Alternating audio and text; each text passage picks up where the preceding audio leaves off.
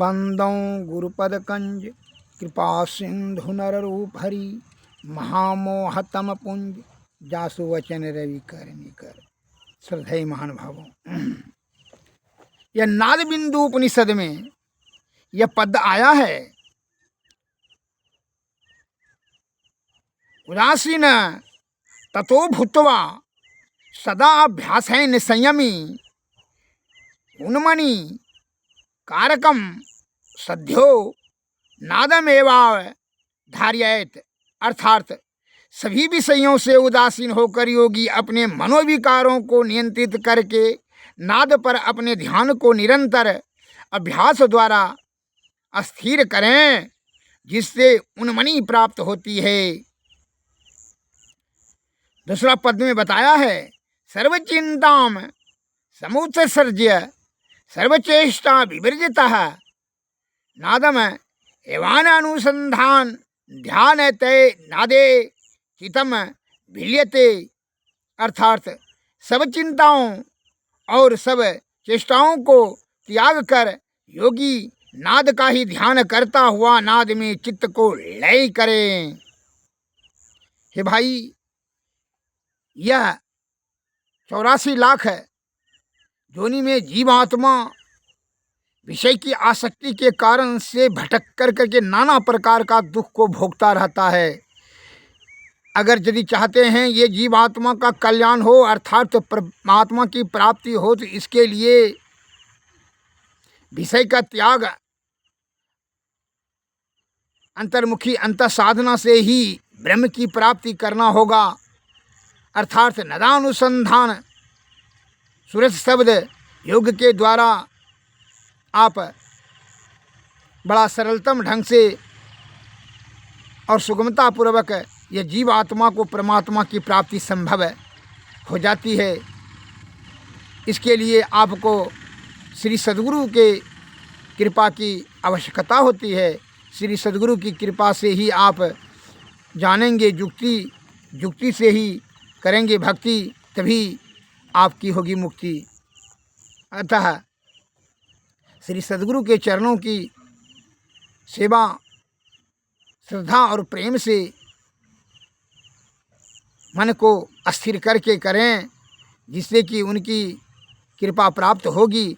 तभी आप विषय का त्याग, ब्रह्म तत्व का दर्शन, सहज समाधि अवस्था संभव होगा।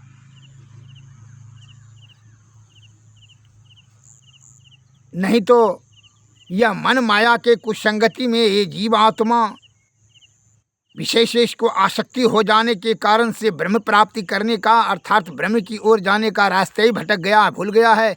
अंधकार और प्रकाश शब्द मंडल के यह लपेटे में चलाया है, पर्दे में, जिसके कारण से यह विषयों की, इंद्रियों की विषयों की आसक्ति के कारण से जन्म मरण में के चक्कर में फंस करके अनेक प्रकार के दुख को भोगता है। और यह अपने आप को मनुष्य, हर प्राणी बुद्धिमान, होशियार, बड़ा चतुर सियाना समझता है, लेकिन भूल जाता है उसकी चतुराई वहीं सिद्ध होगी जब तक यह आवागमन से छुटकारा मिल जाए। विषय की आसक्ति जब तक रहेगी, उसकी चतुराई किसी भी कार्य में कोई सिद्ध नहीं करा सकता है। वह नाना प्रकार का दुख से प्रताड़ित होते रहेगा। रोग शोक संताप पाप ताप रूप रस गंध शब्द स्पर्श के चक्कर में फंस कर करके कामनी और कंचन सुरा सुंदरी के फेरे में अपने बल बुद्धि और आयु को खर्च करते रहेगा। और इस प्रकार से वह परमात्मा की प्राप्ति, अर्थात पिंड की से जो है छुटकारा नहीं पा सकेगा। पिंड का जब तक कि त्याग नहीं होगा तो ब्रह्मांड की प्राप्ति नहीं कर सकता है। तब तक यह जन्म मरण से चक्कर नहीं छूटेगा। इस मलमूत्र कप पसीना ढोने वाला शरीर से अगर यदि छुटकारा प्राप्त करना चाहते हैं कि रोग शोक संताप बुढ़ापा नहीं हो, इसके लिए आपको जन्म मरण का चक्कर को त्यागना होगा। उसके लिए आपको श्री सद्गुरु के शरण में जाकर के उनके द्वारा बताई गई जुक्ति से भक्ति करेंगे, भक्ति से तभी मुक्ति संभव है।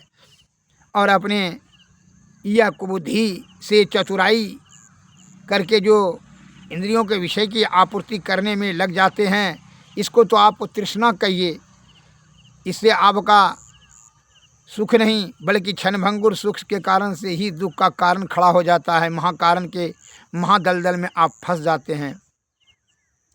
एक मैं लघु कथा कर रहा हूँ, इसके लिए श्रवण करें। एक फरहून नामक बादशाह था। वह जो है बहुत होशियार, बड़ा तेज।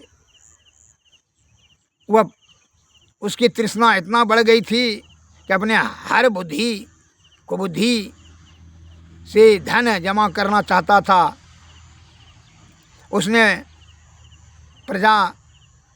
अपने राज्य में प्रजा को हुक्म दे दिया कि सभी अपना अपना धन राज खजाना में जमा कर दें, अन्यथा उसको फांसी, 1 रुपया भी जो भी रखेगा उसको फांसी पर लटका दिया जाएगा। सभी राजदंड के भय से, मृत्यु के भय से सभी अपना अपना धन जमा कर दिए राज खजाना में। फिर जो है जब जमा कर दिए तो फिर 1 महीना के बाद उसने अपने चतुराई पूर्ण बुद्धि से का प्रयोग करते हुए फिर राजज्ञा दिया, हुक्म दिया, जारी कर दिया कि जो भी 1 रुपया का भी सिक्का लेकर के आएगा तो मैं अपनी सुंदरी पुत्री राजकुमारी से विवाह कर दूंगा। यह अपना चतुराई से लालच दे करके और आधा राज भी दे दूंगा। इस प्रकार से लालच अपने राजकुमारी के साथ विवाह और अपना राज्य आधा देने की जो है बात कहा करके यह घोषणा करवा दिया अपने राज्य में। अगर यदि कोई रुपया लेकर के आएगा, 1 रुपया लेकर के आएगा तो उसको मौत का, मृत्यु का दंड देंगे। अब तो किसी के पास तो पैसा नहीं था, लेकिन एक विधवा स्त्री थी, उसका एक ही पुत्र था जो जवान था। उसके मन में यह भाव बैठ गया कि वह सुंदर राजकुमारी से हम ही शादी करेंगे। इसकी कामुकता जागृत हो गई, काम वासना में इसका बुद्धि नाश हो गया। इसने माँ से जिद करने लगा कि माँ 1 रुपया का भी व्यवस्था करके दो, जो कि हम बादशाह को दे देंगे और उसकी सुंदरी पुत्री से शादी कर लेंगे, अन्यथा हम आत्महत्या कर लेंगे, हम मर जाएंगे अगर तुम नहीं दोगी पैसा तो। उसकी माँ ने बहुत समझाने का प्रयत्न कि देखो पैसा हमारे पास एक भी पैसा नहीं है, राज खजाना में सब जमा कर चुकी हूँ, इसलिए तुमने ऐसा जिद करना छोड़ दो। यह राजा का चतुराई है, बादशाह का, तुमको फांसी खींच लेगा, तुम ऐसा इच्छा त्याग दो। वह किसी प्रकार का प्रलोभन दे करके सत्य को परखना चाहता है कि किसके पास पैसा है। बहुत लोभी तृष्णा वाला राजा है। यह अपना चतुराई से प्रजा को भ्रम पैदा कर करके अपना जो है उसको दंड देना चाहता है। कितना समझाने के बाद भी वह पुत्र, उसका इकलौता पुत्र, नहीं माना। अब तो वह स्त्री बेचैन, व्याकुल, उदासीन, बहुत उदास हो गई, निराश, हताश हो गई कि मेरा पुत्र इकलौता ही है, ये तो आत्महत्या कर लेगा, बड़ा मुश्किल हो जाएगा।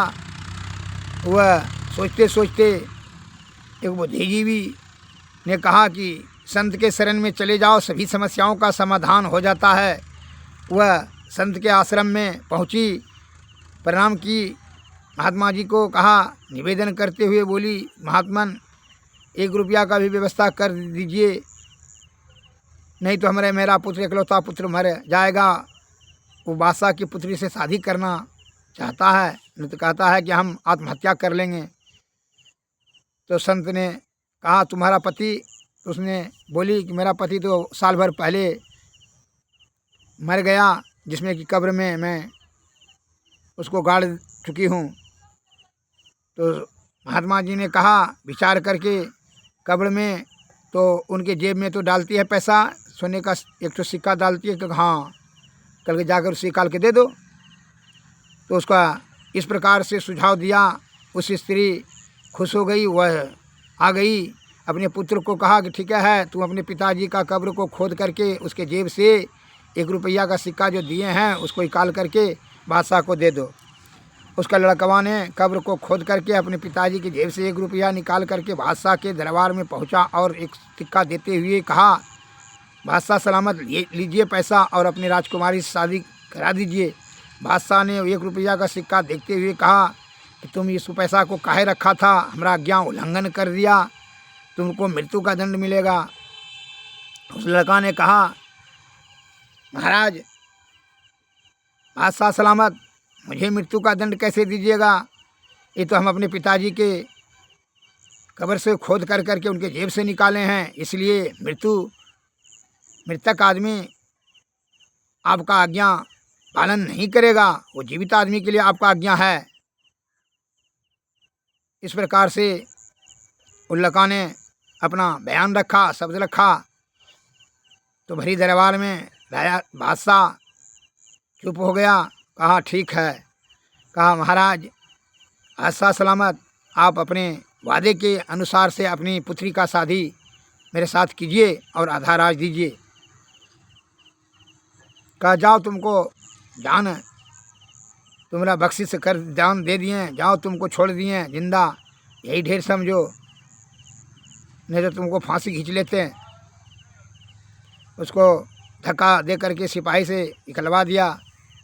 तब बादशाह ने क्या किया कि उसका जो है लोभ बढ़ गया, को मुर्दा जितना भी है उसके जेब में धन है, उसने सिपाही को जारी कर दिया हुक्म कि जितना कब्र है उसको खोद कर करके वो जो सिक्का जेब में है उसको निकाल लिया जाए।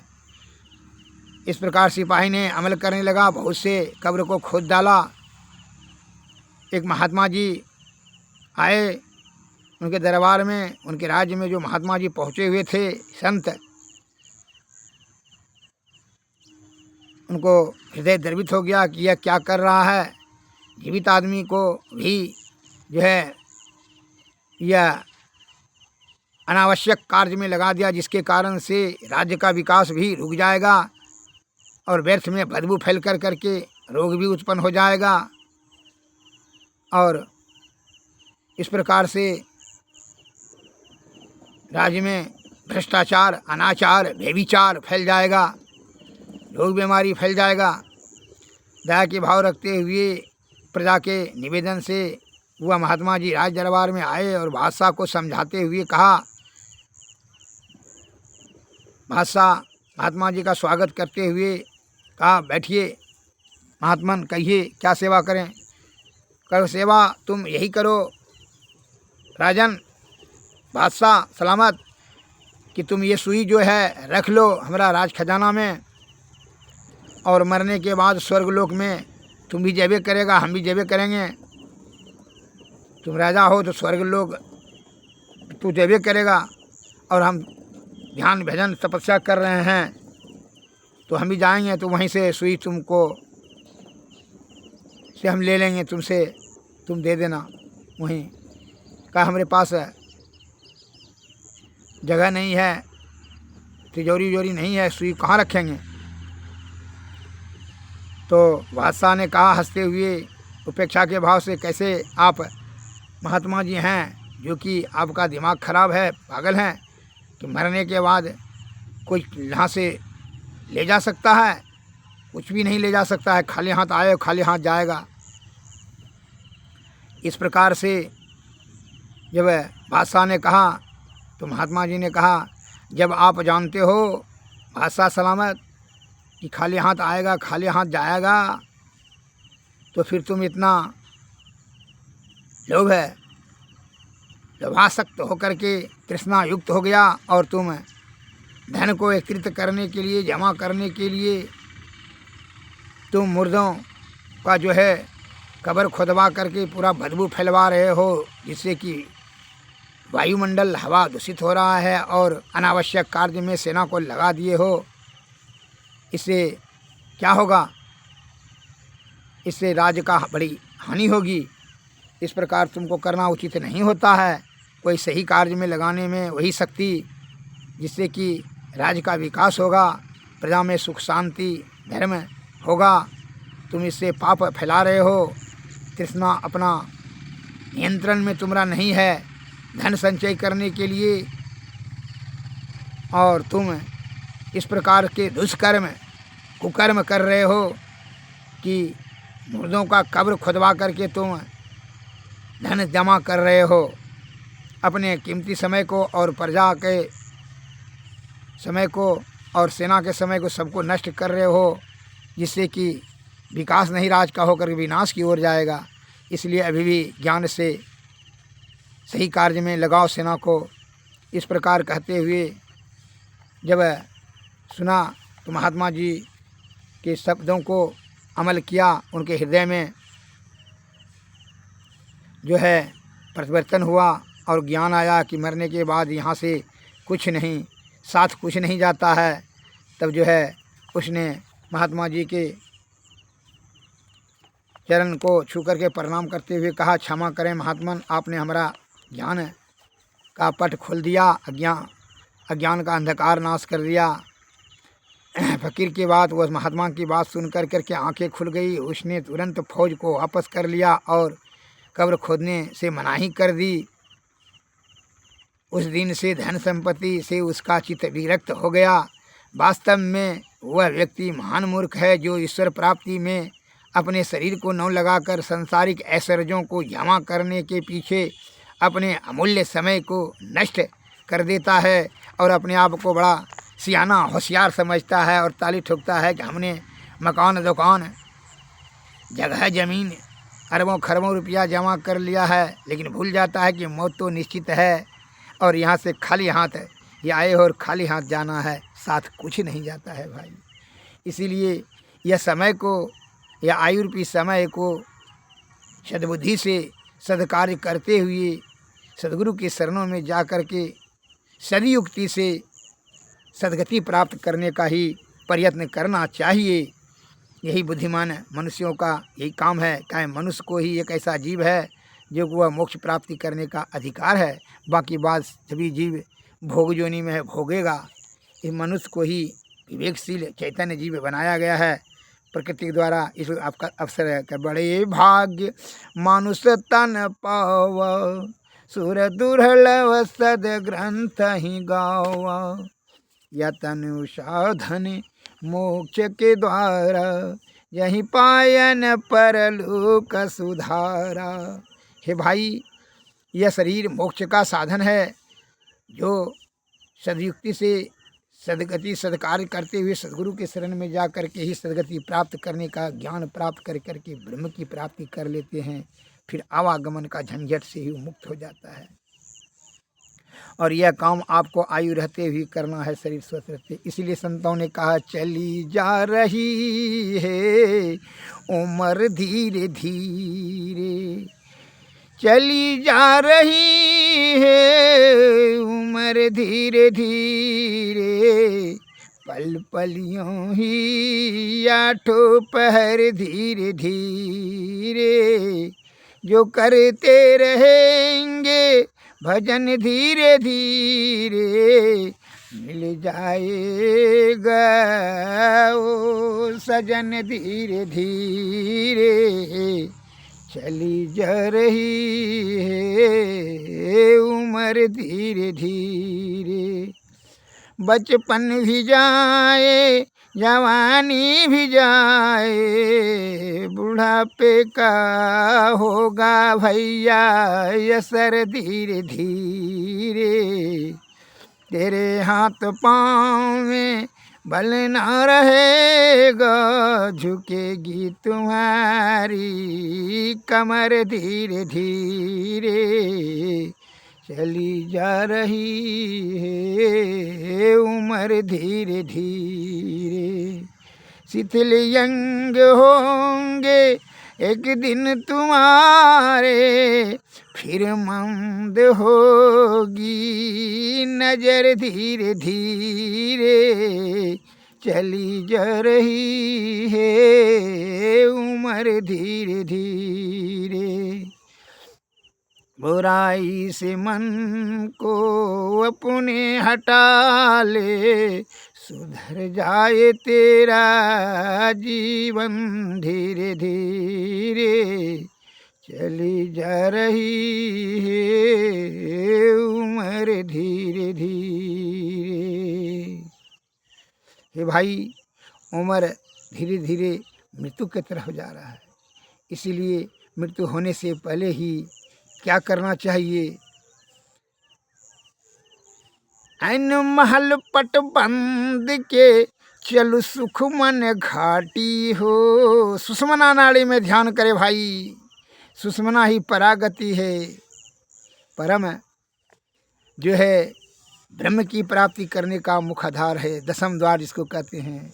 इसलिए कहता ऐन महल पट बंद के चलु सुख मन घाटी हो, दृष्टि डोरी यस स्थिर रहे, तम बीच ही में फाटी हो, खुले रहा आसमान की टूटे भ्रम टाटी हो, ज्योति मंडल धसि धाय के निरखत बैराटी हो, धुर धुन गही लही भ्रम प्रम पद बंधन लेहू काटी हो, ऐन महल पट बंद करके चलो सुख मन घाटी हो, धुर धुन गही लही परम पद बंधन लेहू काटी हो, संतन की यह राज रही भेक भ्रम से पाटी हो, मैं ही देवी साहब दया दीनी भ्रम लियो काटी हो, ऐन महल पट बंद करके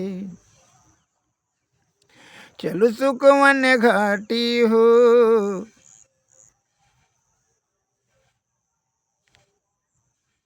ये भाई भीतर में ही चले जाइए। मनुष्य अज्ञानता के कारण से मंदिर मस्जिद काठ पत्थर सोना का मूर्ति सब का पूजा पाठ धर्म कर्म इस सब के चक्कर में फंस जाता है। संत महात्मा कहते हैं, हमारे गुरु महाराज स्वामी महर्षि में परमानंद जी की वाणी में आया है, मानस जप मानस ध्यान दृष्टि साधन सूरज शब्द योग, ये चार प्रमुख है जो है प्रसाधन है ईश्वर प्राप्ति करने का। इसलिए कहते हैं संतों ने, खोज करत अंतर उजियारी, दृष्टिवान कोई देखा है, गुरु भेदी का चरण सेव कर, वेद भक्त पा लेता है, निस दिन सूरत अधर पर करके, अंधकार फट जाता है, पीली नीली लाल सफेदी, शाही सन मुख आता है, छट छट छट छट बिजली छटके और कतार दिखाता है, चंदा उगत उदय हूँ रवि हूँ, दूर शब्द मिल जाता है, गुरु सतगुरु के चरण अधीनन, अगम भेद यह पाता है, खोज करत यंत्र उजियारी, दृष्टिवान कोई देखा है, गुरु भेदी को चरण सेव कर, भेद भक्त पा लेता है, विविध भांति के कर्म जगत में जीवन घेरी फंसाता है, बाबा देवी कहे में ही थे, सदगुरु ही बचाता है, खोज करत अंतर उजियारी, दृष्टिवान कोई देखा है। श्री सदगुरु महाराज की बात।